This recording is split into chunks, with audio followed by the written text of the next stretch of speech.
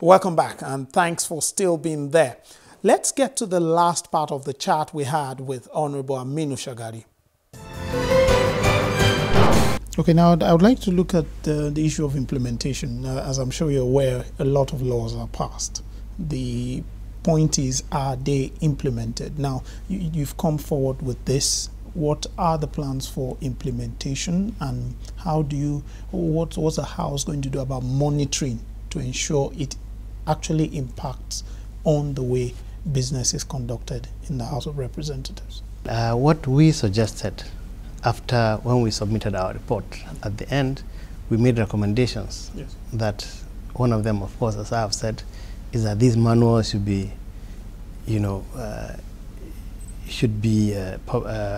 published and given out to members of all the members of the House of Representatives. Yes.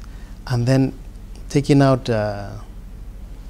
time to do a retreat where the recommendations in the manuals can be taught to members of the House of Representatives, and then a periodic review of the manuals to make them fit with the times, and develop them, enrich them, make them better.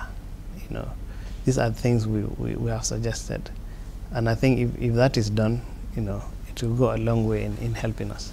The issue of knowledge sharing appears to be something that it appears the work your committee has done can really impact on the way business is done in the House of Representatives. But is there any plans to ensure that it also gets to other arms or other legislatures, so that it also impacts on the way business is done generally?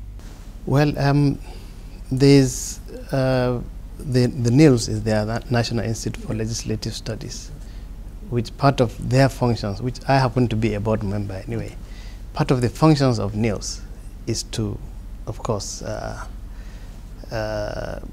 capacity building for legislators in states and at the federal level. And as I told you earlier on, they thought it wise to have some kind of omnibus manuals for everybody. So of course, in this wise, we got input from them actually when we were doing our work, because they sent some professors to come and look at our work and also answer some questions that we had that could help us in developing these manuals. So in the same vein, they can now impart this knowledge to other states during their manuals and capacity building, and even to other members of ECOWAS countries, because it's part of the mandate of NILS, to do capacity building for members of ECOWAS countries to develop democracy.